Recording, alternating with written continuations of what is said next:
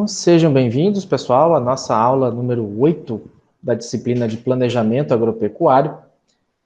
Na aula de hoje, eu optei por não trabalhar com um slide, mas por trabalhar com um arquivo real mesmo, de uma orientação de elaboração de projeto agropecuário, tá? Que é utilizado aqui pelo Banco do Brasil. Tá? Eu peguei Banco do Brasil, mas o Sicredi eu sei que tem, o Banco da Amazônia eu sei que tem, o Bradesco eu sei que tem, né, não necessariamente para a linha, né, todos eles agropecuário, alguns trabalham um pouco mais voltado para a indústria, outro um pouco mais voltado ali para a questão da agricultura familiar. Eu peguei esse do Banco do Brasil, que é um dos mais, para o agronegócio, é um dos mais utilizados, tá? Eu vou fazer uma passagem, uma leitura dele, destacando alguns pontos, sanando algumas dúvidas, explicando, né, para vocês, caso um dia vocês queiram trabalhar com isso, mexer com isso, né, tem um sítio, tem uma propriedade e queira dar entrada aí no projeto, tá? Esse aqui, até onde eu vi, era o mais atualizado, né, pelo menos que eu busquei aqui, de orientação geral, era o mais atualizado. E vocês vão ver que tem muita informação, não é algo difícil, mas ele é bem detalhado, é bem minucioso, tá? Então, ele é um roteiro para elaboração de projeto de investimento, algumas planilhas, alguns arquivos e anexos que ele pede para juntar o projeto, tem no site do banco, né, para download e preenchimento, até para poder padronizar para o banco a análise. Eu vou explicar aqui alguns pontos, né? Então, nessa parte inicial, na primeira página, ele explica, né, o que é projeto, né, o que é um roteiro, como que funciona a análise do projeto, e aqui eu destaco alguns pontos, né? Ele trabalha que o projeto é uma exigência, né, burocrática, é uma ferramenta que serve para demonstrar a viabilidade técnica e econômica e financeira do empreendimento, ou seja, eu estou pedindo dinheiro emprestado para o banco, eu tenho que provar para o banco que compensa para o banco emprestar o dinheiro para mim, e o banco não tem risco de fazer esse empréstimo para mim, e que o meu negócio foi pensado em erro e acerto, foi planejado, e o banco quer ver isso, quer ver o seu planejamento e quer ver se de fato não está muito exagerado para mais ou para menos, tá? O roteiro que vem anexo não é um formulário rígido, ele deixa bem claro aqui, né? Mas é um guia, ou seja, ele é um orientativo. Pode ser que às vezes peça mais ou menos informações, a depender do negócio, a depender do tipo de empreendimento que se propõe. A análise do projeto, ela vai se fundamentar na consistência das informações contidas, ou seja, né? O banco sabe que muito do que você vai colocar ali é uma previsão, é uma provisão. Então, ele quer ver se o seu cálculo, se a sua conta, não é o que eles chamam assim, né, de brincadeira, conta de padeiro, se não é uma conta aleatória, se 2 mais 2 de fato é igual a 4, porque acontece muito em algumas planilhas, de você errar a soma, de você achar que é um valor e na verdade é outro, né? Então, todos os valores informados, juntamente com a memória de cálculo, ou seja, como é que você chegou naquele número, né? É o que eles pedem, é o que eles vão ver, tá? Assim é que eles fazem a verificação de consistência, tá? E sem essa memória de cálculo, todo o trabalho fica comprometido, né? Então, muitas vezes, por exemplo, eles pedem o orçamento, né? Eu vou montar como eu vi em alguns projetos de vocês, uma ordenhadeira mecânica, né? Eu vou automatizar a parte da leitearia ali. Beleza. Quanto que custa um resfriador, né? De 3 mil litros, de 5 mil litros? Quanto que custa a máquina lá para sugar? Então, ele quer o orçamento detalhado, se isso é só os equipamentos, se já é o equipamento instalado, né? Se já é o equipamento instalado com manutenções anuais programadas, né? O estudo de mercado para ver, por exemplo, vocês estão acompanhando aí que o preço do leite esse mês, né, o mês de março ficou bem ruim, teve produtor fazendo greve, produtor jogando leite fora, né? Então ele quer saber qual é a perspectiva do mercado lá na primeira atividade, lembra que eu comentei na maioria dos grupos, né, no feedback lá.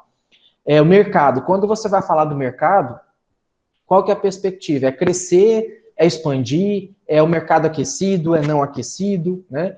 A pandemia influencia, não influencia, tá?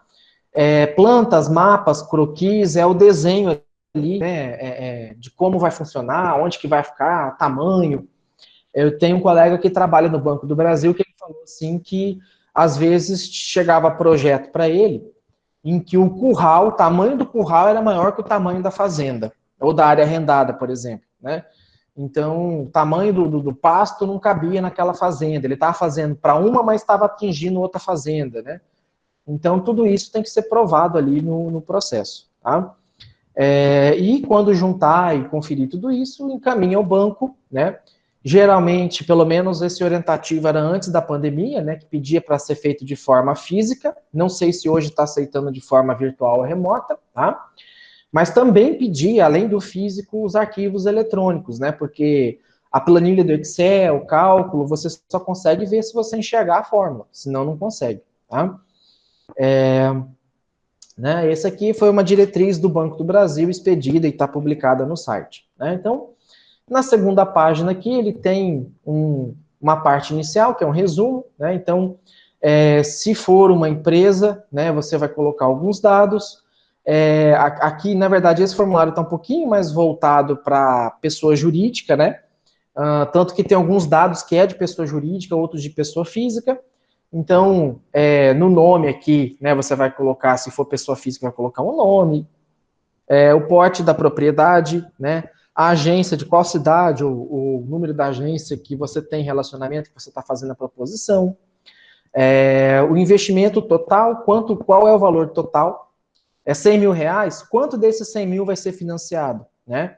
É 100%, é 80%, é 90%, existem algumas linhas de financiamento que financia 100%, outras linhas financiam até 80%, 70%, tem linha que pede contrapartida, né? Ó, banco, eu estou te pedindo 70 mil e eu vou entrar com 30 mil aqui, né? Então eu também estou entrando com o meu dinheiro, tá? Aqui é o nome da linha de crédito, né? Qual é o prazo total do investimento, quanto tempo tem que ter de carência, né? Ou seja, entre o banco te emprestar o dinheiro e começar a pagar, a finalidade, né? Para que você quer esse financiamento, a localização do imóvel, data de início do projeto que você começa a executar e a data que, de fato, o projeto começa a entrar em operação, né? Então, uma coisa é eu montar a minha leitearia, outra coisa é eu, de fato, colocar ela em funcionamento, né?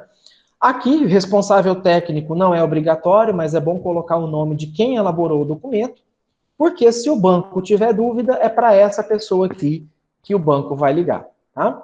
Aqui tem um índice, né, que explica os tópicos, né, e como que vai ter, como se fosse um sumário, digamos assim, tá? Na página 3, na página 4, ele começa a detalhar a proposição. Então, isso aqui, essa página 3 aqui é como se for, página 2, perdão, como se fosse uma capa, página 3 é só um sumário, e na página 4 que, de fato, ele começa a explicar, tá? Deixa eu só ver aqui se de fato vai aparecer. Tá aparecendo sim para todo mundo, tá? Se eu ver que a letrinha tá pequena, eu amplio um pouquinho mais, tá? Eu vou deixar um pouquinho mais reduzido para ficar mais fácil aqui de ver. Então, na primeira parte, o proponente, né? Aqui ele separa. Se for pessoa física, preenche só esses campos aqui. Se for pessoa jurídica, preenche esses outros campos aqui, tá? Percebam que às vezes eles pedem nome do cônjuge, porque é muito comum. O marido faz as coisas no nome dele, suja, daí depois ele vai e faz o nome do projeto, nome da esposa, e aí o banco quer saber se o marido, né, não está dando golpe na esposa, se a esposa não está dando golpe no marido, por isso que pede aqui o nome, tá? Para ver se não está usando o nome de um e de outro, tá? Se for pessoa jurídica, tem um pouquinho mais de informações também, né? Pede quem são os acionistas e o CPF deles, os diretores e o CPF deles, tá? Para saber também, né, quem são essas pessoas e se elas têm renda, se elas têm como marcar com patrimônio próprio em caso de não pagamento aí do empréstimo, tá? Então, geralmente, pessoa física, esse 1.1 são só esses dados aqui simples, né? Lembrando que às vezes não há um rigor, né? Por exemplo, profissão. O que eu coloco como profissão, professor? Servidor público, autônomo, empresário rural, proprietário rural, estudante, enfim, né? Isso aqui é mais pro forma mesmo, para conhecer quem é que está pedindo. Aqui a denominação, né, detalhamento da propriedade beneficiada, né, então o nome dela, matrícula no CRI. CRI é cartório de registro de imóveis, né, a área dela, localização, roteiro de acesso, quem são os proprietários, né. É importante que da área se coloque a área total e a área útil, né, descontada a parte de reserva, a parte de morro, né, aquela parte ali que não é passiva de exploração, né. Aqui tem, ainda no 1.2 aqui, ele pede o regime de exploração do imóvel, né, então, se for uma área arrendada, ele pede para dizer quem é o proprietário e qual é o instrumento que está regendo essa exploração, né, se é um contrato de arrendamento, se é um contrato de comodato, né, e também tem que ter a concordância formal do proprietário, né, quanto aos investimentos. Por quê? Quem é dono da fazenda tem que concordar com aquele investimento ali, tá? Porque senão fala, eu não queria que construísse esse barracão aqui, não queria que construísse esse curral, né? Não queria que montasse aqui, então tem que ter anuência, né? Eu, particularmente, não recomendo você fazer um investimento desse tipo numa terra arrendada, né? Comodato ainda vai, né? Comodato você é sócio em conjunto, mas arrendado não, né? Você está fazendo investimento para outra pessoa. Às vezes, se o investimento é errado, a conta fica para você e o imóvel, né, o investimento fica para o proprietário da terra. Outras informações que julgar importante é detalhar, né?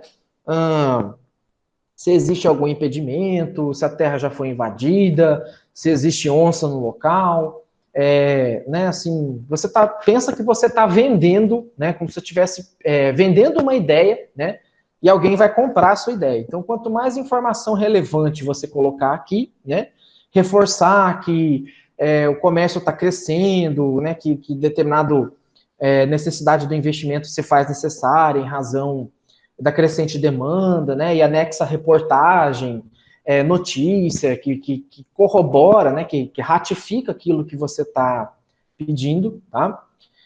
E é isso no ponto 1, que é a identificação. No levantamento, ele é bem simples, né, você vai fazer aqui um levantamento patrimonial, né, então, você vai fazer aqui a denominação e a localização, né, se tiver, né, cultura anual, cultura permanente, pastagem nativa, pastagem formada, floresta nativa, floresta regenerada, né, área de cerrado, área de capoeira, tudo isso, tá? Professor, eu não sei quanto que tem dessas áreas aqui, né? Você pode chamar um engenheiro florestal, você pode chamar, às vezes, o técnico em agrimensura dá conta de te ajudar a preencher, né? Hoje, às vezes, por conta do CAR e do LAU, né, da licença ambiental, boa parte dessas informações já constam no CAR ou no LAU, né? No ITR, na DITR, que é a Declaração de Imposto Territorial Rural. Então, não é difícil de obter essas informações, né? Algumas benfeitorias, né? A casa do proprietário, a casa do caseiro. Professor, cerca é considerado benfeitoria? Claro que é, você não gastou para fazer, né? Tantos metros lineares de cerca, se tem reservatório de água, tanto, né, buraco que é feito no chão quanto caixa d'água, se tem coxo, né? Tudo que for benfeitoria, que você gastou dinheiro fazendo, né? Ou que, a não ser que já está descrito aqui em cima, né? O que já está descrito aqui em cima, você não repete aqui embaixo, porque você vai somar os dois valores para não somar duplicado, né? Então, pastagem, professor. Bom, pastagem você colocou aqui, que você formou, né? Então, se você já colocou aqui em cima, você não vai colocar a área de pastagem como a benfeitoria aqui embaixo, porque você vai somar esses valores, tá? Aqui embaixo ele dá algumas observações, né, de algumas especificações, né? Às vezes você tem imóveis com vários números de matrícula, sai uma matrícula para cada membro do comodato, né? Então você tem que inserir todas elas porque é tratado como um único imóvel, tá?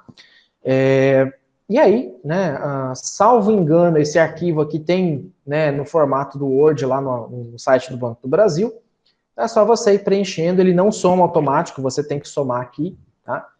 Para dar o valor, tá? Você vai especificar o que, que você tem de máquina, veículo e equipamento, o que, que você tem de semoventes aqui, né? Inclusive se tem raça ou não, né?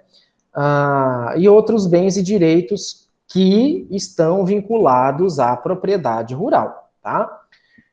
Professor, por que, que eu tenho que colocar isso aqui, tá? Isso aqui é bom você colocar porque o banco quer ver se caso o seu negócio der errado, se ele pode pegar esses bens aqui como garantia para um leilão, como garantia de ressarcimento ao empréstimo que ele te fez, tá? Então, aqui está detalhado, 2.1.5 é feita a consolidação. Então, o total de imóveis, o total de máquinas e veículos, de semoventes, de outros bens e direitos, você soma e dá esse quadrinho aqui, tá? Pronto, fechou tudo que você tem de patrimônio, esse 2.1.5 é o que o banco vai olhar o que você tem de patrimônio.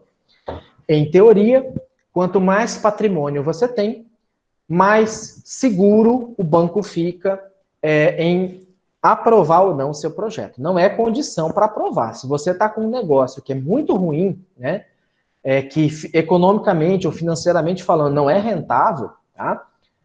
Você pode ter o patrimônio que for, que o banco não vai te emprestar o dinheiro, tá? Isso aqui, na verdade, não é um fator decisivo para aprovar o financiamento. É um favor decisivo para evitar uma reprovação. É diferente, tá? Às vezes o negócio não é tão viável assim, o banco precisa emprestar o dinheiro porque o gerente tem metas ali para cumprir, mas ele sabe que o seu é risco, mas ele fica tranquilo porque você tem como pagar, tá? Com bens patrimoniais. Quanto às obrigações, né? Aqui você vai colocar todas as suas dívidas, né? Então você colocou tudo que você tem de patrimônio. Aqui você vai listar todos os credores, né? Pagamento, você comprou uma fazenda, uma terra parcelada, tem que colocar aqui o credor. Se você deve outro banco, tem que colocar aqui qual é a dívida, qual é o tipo de empréstimo, né? Com fornecedores, fornecedor de ração, equipamento, insumo, impostos, tá? Tudo que você estiver devendo, você tem que colocar aqui. Professor, mas se eu omitir, se eu não colocar essas informações aqui, tá?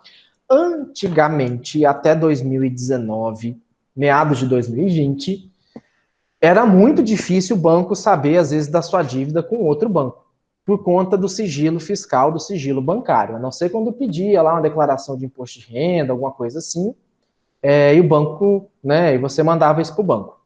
Hoje, ano passado, acho que novembro, dezembro, para cá, foi aprovado um negócio chamado Open Bank. O que significa isso? Os bancos compartilham entre os bancos informações bancárias sobre vocês.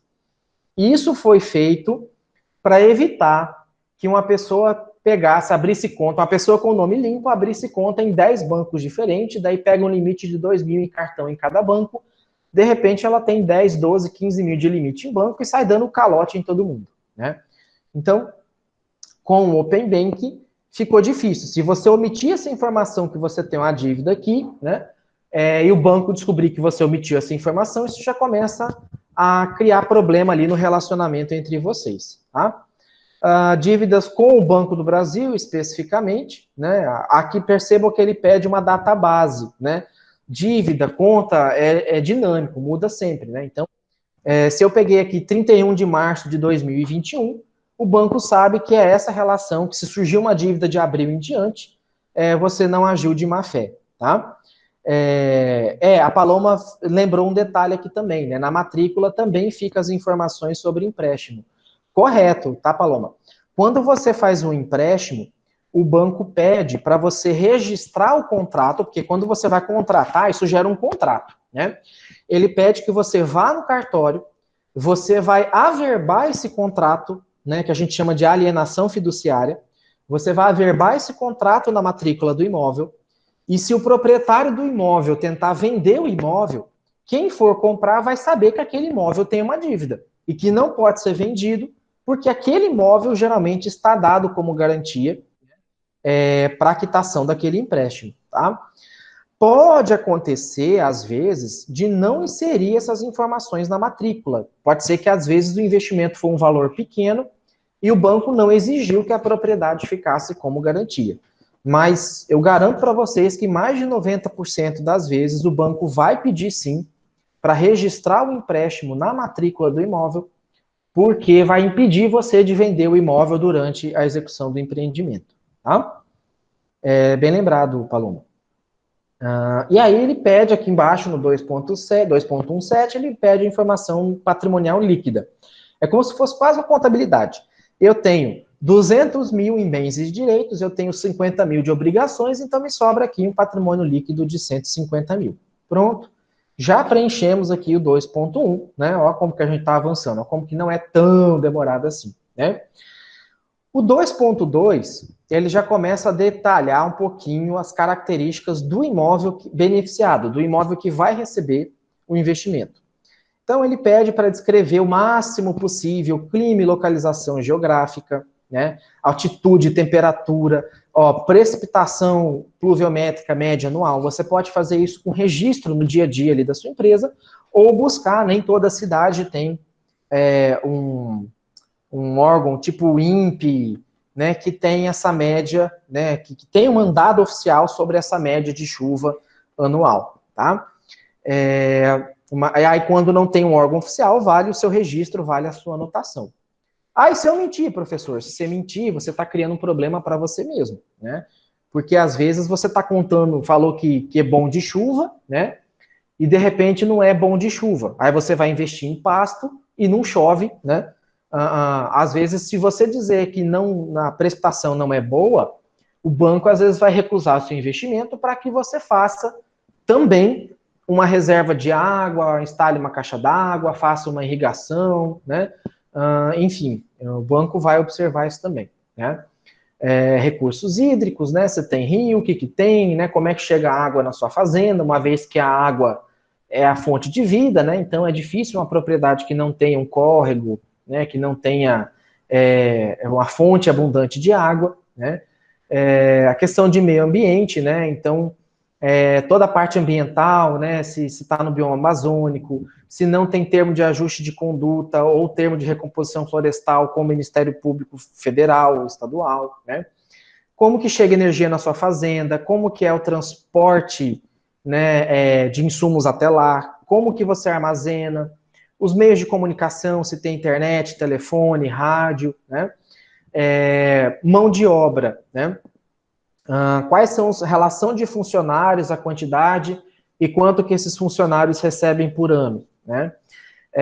E outros comentários, né? Outras informações relevantes ao imóvel, né? Que aí, dependendo do que for financiado, você acrescenta aqui, né? Lembrando que é sempre bom acrescentar o máximo de informação e detalhe possível, tá? Aqui também pede, né, para você fazer no 2.3, ele pede as receitas e produção do último triênio, ou seja, dos últimos 3 anos, tá?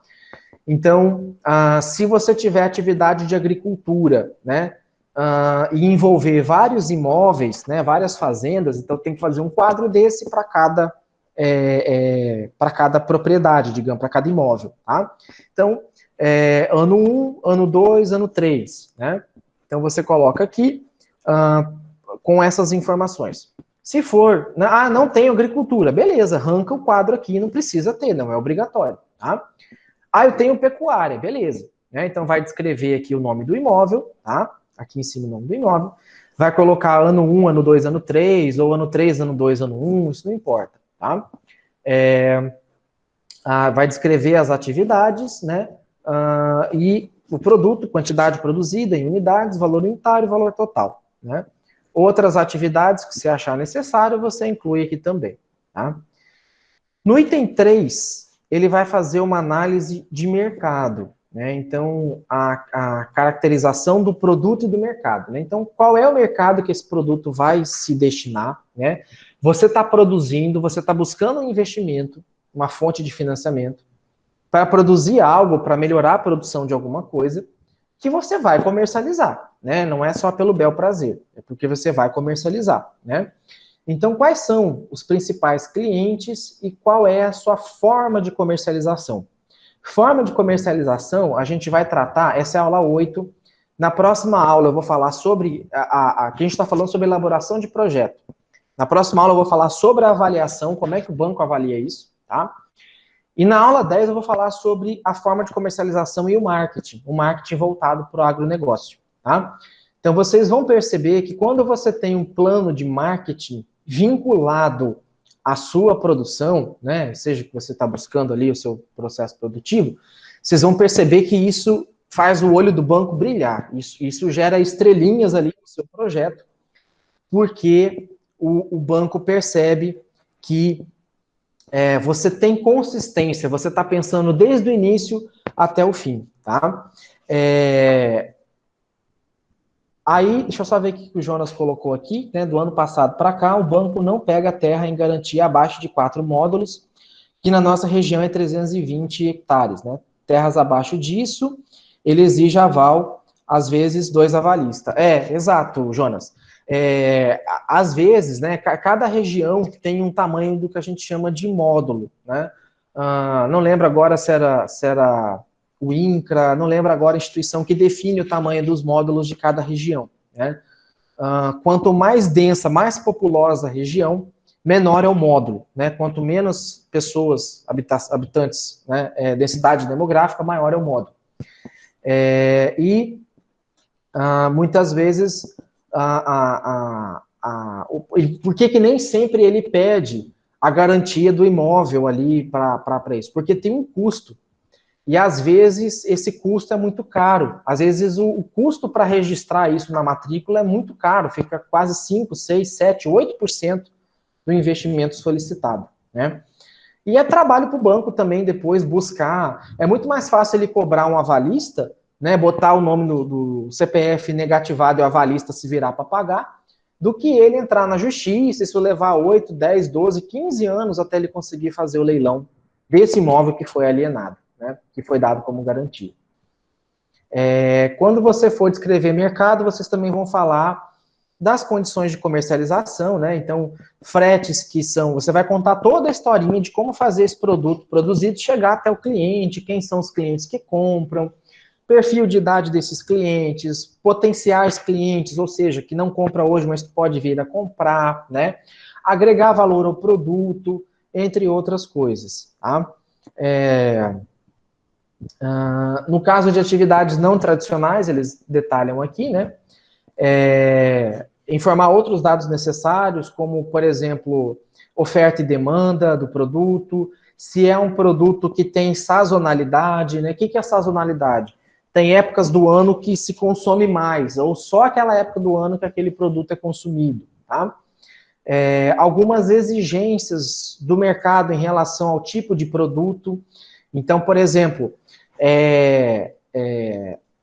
aqui no Brasil isso ainda não está acontecendo, mas tem país que, por exemplo, separa tipo de carne de gado que foi confinado de gado de boi verde, que chama, né, gado criado no pasto.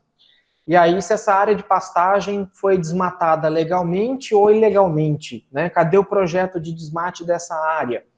Então, dependendo do que você for vender, né, ou para quem você for vender, tem algumas regras que são associadas e que são exigidas também como comprovação. Não, essa área aqui eu quero formar pasto, eu tenho autorização aqui para desmate, para formar área de pasto, e tem aqui o projeto de manejo para recuperar essa área depois, né? Então, isso tem que ser descrito e anexado aqui também, né? A questão de fornecedores e clientes, né? Se é fácil obter matéria-prima, né? E entre outras coisas, tá? Outros julgados necessários. Bem aqui ele deixa bem claro, tá?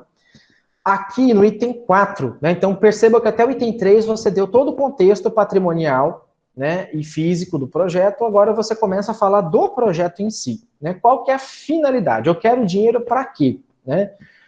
Porque um leite, eu quero montar uma ordenhadeira mecânica, porque o leite provém maior qualidade, agrega valor, eu consigo que esse produto seja mantido a qualidade por mais tempo, eu consigo associar ele a determinados selos de qualidade, enfim, né, você vai descrever aqui a finalidade. Aqui o total, né, do investimento, ou seja, seu e do financiamento do banco. Do valor financiado, só a parte que é financiada, então se é 100 mil do financiamento do valor total, 70 mil é financiado. Qual é o prazo de pagamento, qual é a carência, quais são os encargos, né? Na verdade, esses encargos aqui é o banco que às vezes vai calcular. Qual é a periodicidade de pagamento, então, essa periodicidade, ela pode ser mensal, trimestral, semestral, você pode ter misto, né? Pagamentos mensais com parcela balão semestral, anual, né? Então você paga 2 mil por mês e 2 vezes por ano você paga parcelas semestrais de 10 mil reais, né? Você vai colocar aqui. Dependendo da linha de financiamento, é ela que vai dizer o que cabe aqui ou não, tá? E as garantias oferecidas, né? Se vai ser dado garantia de gado, veículo, imóvel, né? Previdência privada, se tiver, tá? Tudo que tiver valor financeiro, você pode colocar aqui, né? Recurso próprio, né? Então, se você tiver algum valor, né, que você vai colocar de recurso próprio, convém destacar aqui também, né? No item 4.2.3, ele pede os investimentos, as fontes de recurso e época de realização. Então, tem um anexo 1, que é uma planilha que o banco fornece, né, que é um arquivo de projeção, tá? É um arquivo roteiro para você fazer a projeção disso, tá? Assim, mais ou menos, ele parece um pouco com aquele arquivo que vocês fizeram, né? Vai custar tanto, vou vender tanto e vou tirar tanto. O investimento vai se pagar em tanto tempo, tá? É esse aqui que é o anexo 1. E junto com esse anexo 1, ele pede para anexar orçamento atualizado dos equipamentos e dos investimentos previstos, né? Por exemplo, professor, como é que eu vou pegar um orçamento? Eu preciso comprar uma vaca GIR, né? E eu não tenho orçamento disso. Ora, vai na empresa que comercializa o gado, vai no proprietário, se for pessoa física que comercializa o gado, pede para ele de fazer um orçamento. Eu, fulano de tal, ou a empresa fulana de tal, com CPF ou CNPJ tal, declara ou elabora, manifesta através desse um orçamento em que a vaca, número tal, a vaca de nome tal, né? Gado leiteiro, geralmente as vacas costumam ter nome, né? Custa tanto, pronto, né? A idade dela é de tantos meses, né? Ou tantos anos, e o preço dela é esse aqui. Pronto, você já tem aqui mais ou menos um orçamento, é isso que o banco quer, tá? Cronograma de execução físico-financeiro. Esse cronograma de execução físico e financeiro é o anexo 2. Ele vai dizer assim, desse investimento, por exemplo, vamos pegar nosso exemplo de 100 mil reais para montar uma leitearia. 30 mil é recurso meu, 70 mil é recurso do banco. Eu vou dizer que eu vou levar 4 meses para montar o barracão e instalar os equipamentos da ordenhadeira, tá? Nesse arquivo, eu vou colocar os 30 mil, que mês que eu vou usar, se é no mês 1, 2, 3 ou 4, ou se eu vou usar 30 mil, vai dar 7.500 aí, em cada mês, por 4 meses, e o restante vai ser do banco, né? Se eu vou construir 25% a cada mês, até chegar no quarto mês com 100%. Se no primeiro mês eu vou construir 20%, no segundo 40%, no terceiro 20%, no quarto 10%, tá? Então, esse cronograma de execução físico é o quanto vai evoluir fisicamente, em questão de percentual, né, a execução do investimento, e financeiro, quanto financeiramente isso vai custar, tá? Então, geralmente, quando você vai pegar um investimento em que você não financia 100%, que você entra com parte do dinheiro, o banco olha com bons olhos quando você começa a colocar o dinheiro e o dinheiro do banco entra num segundo momento, tá? Porque ele diz que o banco entende assim, você está arriscando o seu primeiro. Então, se ele está arriscando dele primeiro, significa que ele tem coragem, significa que ele também acredita naquele projeto dele, tá? Não é regra, tá? Não tem nada dizendo que se você colocar o dinheiro seu primeiro é melhor, assim, é automaticamente garantido, tá? Mas é uma tendência, tá? É um daqueles pontos indiretos que chamam a atenção. 4.25 é um cronograma de reembolso do crédito e dívidas pré-existentes. Então, aqui você vai fazer um cronograma de pagamento do financiamento do seu empréstimo, né, que você fez, e no anexo 4 você também vai colocar as suas projeções de obrigações, ou seja, aquilo que você deve de fornecedor, né, que você informou lá no quadro anteriormente, porque vamos supor que você vai ter uma receita de R$ 8.000 por mês e você já tinha 5.000 de obrigações que você assumiu. O máximo que você vai poder colocar aqui de valor para pagamento é 3.000 por mês. Porque se você tem 8 de receita e 5 já está comprometido com obrigações aqui, né? Se você colocar 3.100, 3.200, 3.500, o banco vai falar, tá errado. Tá? Ou dá um jeito de aumentar a receita, ou aumenta o prazo de pagamento e diminui o valor da parcela. Tá? Administração, tecnologia, né? Então aqui você vai informar algumas técnicas de controle, né? Que é mais a parte técnica mesmo, né? Então, a questão né, da técnica agrícola utilizada, o que você vai fazer, o manejo, né? Quanto você espera produzir, quantas sacas colher por hectare, quantas toneladas aí de carne, de gado, de animal você espera engordar, enfim, né? Cada uma, dependendo da técnica, né, você tem um arquivo de roteiro ou projeção diferente. Então, para pecuária tem uma de corte, pecuária leiteira tem outra, para cria e engorda tem outra, né? Então, cada uma tem uma planilha específica, né, que você vai preencher, né, com as informações de projeção, né? Ou seja, aquilo que é como se você fosse fazer uma previsão do quanto vai se comportar aí após o investimento, tá? A questão, né, da mão de obra, dos equipamentos, se estão adequados ou não, se são suficientes ou não, tá?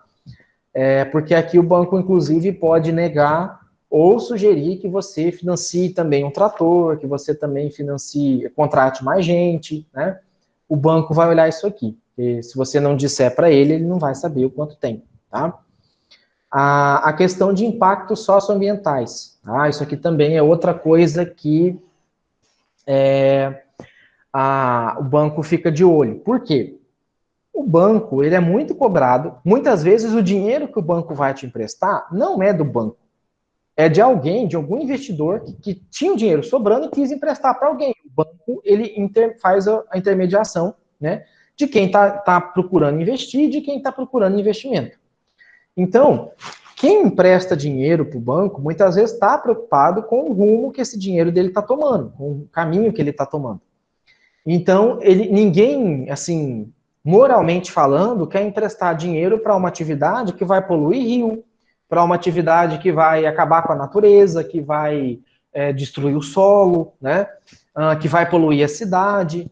Então, você tem que demonstrar bem claro que o seu projeto se preocupa com a proteção à saúde ocupacional, ou seja, a saúde dos trabalhadores e a segurança da vida, que você não tem trabalho escravo, que você não tem trabalho infantil, que você não tem...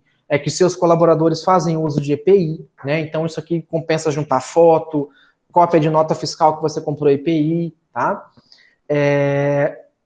Também que o projeto contempla dados ou custos, né, do EIA-RIMA, né, então outros tipos de estudo e relatório de gestão ambiental, tá? Se de fato, né, se você vai ter parte comprometida, parcial ou total da área, né, como alagamento, represa, se tem algum recurso renovável ou não, né? Se você vai precisar desmatar, como é que você vai fazer o manejo disso depois, tá? Se precisa drenar alguma área. Então, geralmente, esses impactos socioambientais, eu recomendo o engenheiro florestal, né, para fazer uma avaliação, um laudo, e aí isso aqui você vai copiar o que tiver naquele laudo, né, que vai Inclusive, se tiver que fazer alguma correção, o laudo já vai apontar, e aí você remete o laudo, você isenta a sua responsabilidade. Tá? A questão de engenharia, né, se tiver, né, então, alguns cálculos e dimensionamentos também, né, se está pouco, está muito, edificação, análise do solo, se o maquinário, igual eu falei, né, no outro ponto, dá para incluir aqui também, né, se é suficiente ou não, se atende ou não, tá? Composição e evolução do rebanho, né, se for um arquivo específico, anexo específico, tá? Dimensionamento de produção mensal e consumo de ração, né, no caso de suíno, ave, gado e tal, né? Se o projeto vai precisar de irrigação e drenagem, né, então levantamento planimétrico tem que ser com o engenheiro, a característica física do solo também tem que ter, eu não lembro agora, mas tem que ter uns laudos específicos, tá? Né, se for necessário, né, levantamento hidrológico, levantamento de vento, né, tudo aquele estudo, como é que chama? Tem um nome, esqueci o nome agora. Estudo anemotécnico que chama, tá? Dependendo da sua cultura, do que você vai trabalhar, tem que ter, eu não sei se é um engenheiro, não sei quem é que faz esse estudo, mas tem que ter, tá? Dependendo da cultura, né, por exemplo, se for cana de açúcar, né, tem que ter algumas outras informações, né, se a colheita vai ser manual mecanizada, a distância da lavoura sobre o frete, se vai ser, né, a colheita, a evolução da plantação, né, se vai ser plantar tudo de uma vez, se vai ser por parte, se a colheita vai ser mecanizada, não, já está aqui, né, ou não, armazenagem, florestamento, reflorestamento se for necessário, e a integração lavoura e pecuária, né, isso também está na moda hoje, né, fazer essa integração, isso aqui chama muita atenção dos bancos também, tá? Às vezes você trabalha com lavoura, às vezes trabalha com pecuária, né? Então, ou às vezes os dois juntos, em partes separadas, obviamente, né? Se tiver investimento futuro e reinvestimento, põe, não é obrigatório, né? Desembolso com atividade pecuária, geralmente é necessária, né? Se for agrícola ou pecuária, cada uma delas tem uma planilha específica, tá? Eu não carreguei esses anexos, porque geralmente está no site do banco, tá? Mas, nossa, que tanto de anexo, que tanto de planilha, dependendo, pessoal, não é tudo isso não, tá? Dependendo da atividade, do financiamento, você elimina mais da metade dessas planilhas aqui, tá? As projeções financeiras de receita, de custo e de fluxo de caixa, tá? Então, lembra que a gente viu também, né, nas aulas passadas, a questão da importância de você ter o registro correto de receitas e despesas, porque é por aqui que o banco vai fazer uma das análises, né? Vai fazer as contas para ver se está batendo aquilo que você calculou com o que você planeja ter de receita e de custo, tá? E aí a conclusão é geralmente meia página, uma página, em que você usa seus argumentos finais, né? Faz aqui aquele olhinho do gato de botas lá do Shurek, dizendo da importância, da oportunidade de crédito, né, que o projeto tem viabilidade econômica, que isso é necessário para, né, a importância do desenvolvimento da comunidade rural ali, do assentamento número tal, da região tal, da fazenda tal, né, e põe a data, né, põe a identificação e assinatura do projetor, do projetista, né, e a assinatura do proponente, né, que às vezes pode ser também a mesma pessoa, tá? E aí, em anexo, vem as planilhas, né? E o que couber desses documentos aqui, não são todos, tá?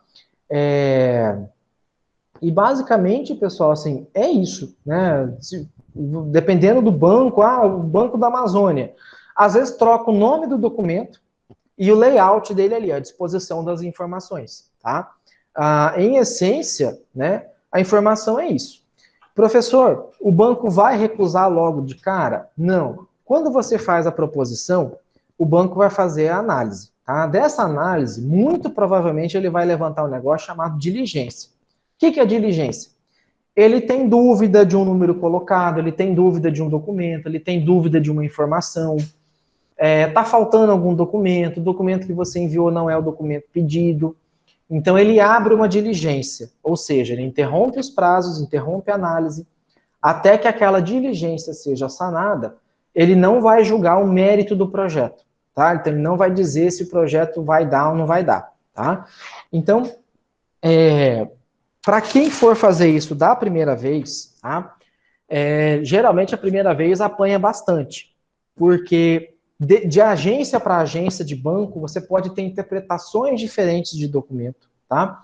Na agência daqui de Cáceres vai pedir todo esse documento aqui. Na agência de Cuiabá vai pedir metade desses documentos. Na outra agência quer cópia autenticada em cartório. Na outra quer cópia simples. Na outra pode ser escaneado, na outra tem que ser original. Então, por mais que o banco tente uniformizar e padronizar esses documentos e esse roteiro, ele pode ter uma variaçãozinha aqui e ali, né? A pandemia pode ter mudado algumas coisas, alguns prazos, né?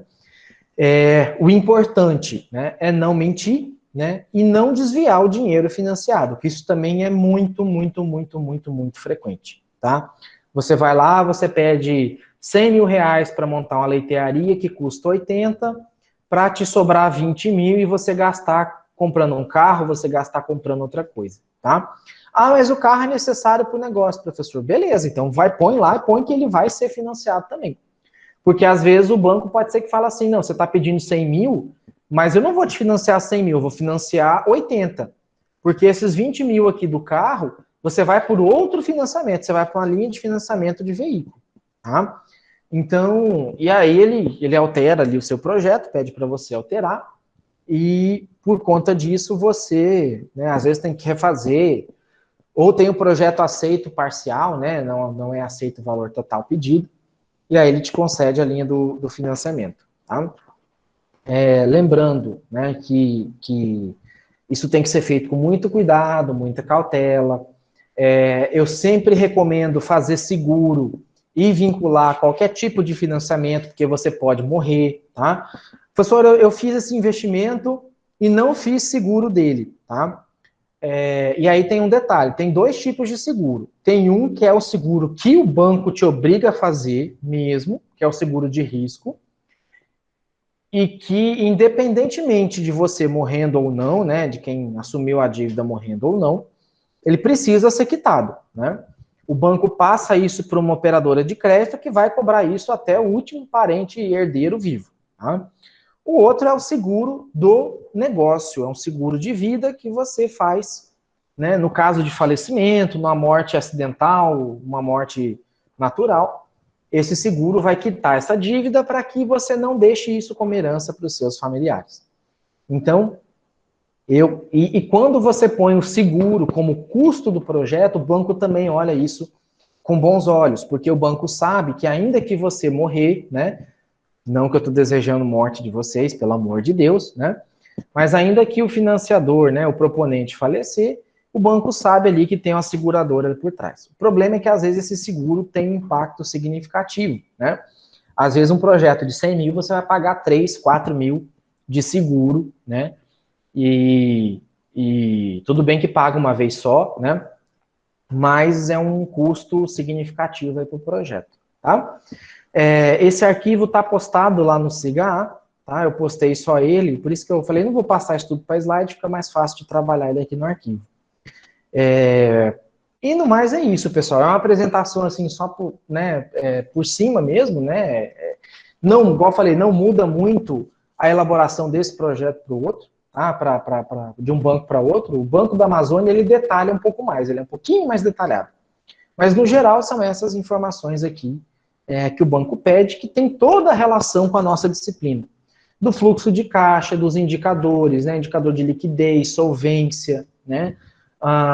Então, quando você coloca a situação de patrimônio, quando você coloca a situação de receitas e despesa, e qual que é a projeção de receitas e despesa, o banco já sabe dizer se o seu projeto é viável ou não, tá? E sobre essa questão da viabilidade, a gente vai ver na próxima aula, que é a aula 9, tá? Eu vou mostrar alguns exemplos para vocês de análise de viabilidade. Eu já postei a aula 9 e 10 já no Cigar nesse final de semana. E na próxima aula a gente vai ver como é que o banco analisa, né, esses indicadores. o que é um EBITDA, o que é um ROI, o que é um MATIR, VPL, tá? Tudo isso a gente vai ver na próxima aula, superficialmente, né, porque não dá para detalhar muito, mas pelo menos para vocês terem uma noção do que é e para que serve cada uma dessas análises que o banco vai fazer em cima dessas informações que vocês vão entregar aqui, tá? No mais, pessoal, acho que é isso, né? Lembrar vocês que tem a atividade 2, que é o questionário que encerra sábado, né, à noite. Deixa eu dar uma olhadinha aqui quantas pessoas já fizeram até agora. Eu tinha olhado ontem, mas deixa eu atualizar aqui o dado rapidinho. Porque eu acho que tinha pouca gente, pelo menos até esse final de semana que eu olhei, tinha pouca gente que tinha feito. Deixa eu dar uma olhadinha aqui. Atividades, questionários. 18 pessoas fizeram, tá? Então, metade da turma aí fez pelo menos uma das tentativas. Então, não esquecer, não deixar para a última hora, tá? Porque é uma atividade que vale aí 10 pontos. No mais, né, vou encerrar aqui a gravação e até a noite está postado. E aí, na nossa próxima aula, quinta-feira, do dia 8, é nossa penúltima aula, tá? Que eu vou falar sobre análise, né? E a aula do dia 13, na terça-feira que vem, eu vou falar sobre a parte do marketing, tá? Deixa eu ver se tem alguma pergunta aqui. Não, tá? É isso. Qualquer dúvida, me procura aí no WhatsApp ou me chama depois, tá? Um abração, se cuidem, que essa Covid aí, né, não tá para brincadeira, e desejo ver vocês bem aí na próxima aula. Tchau, tchau.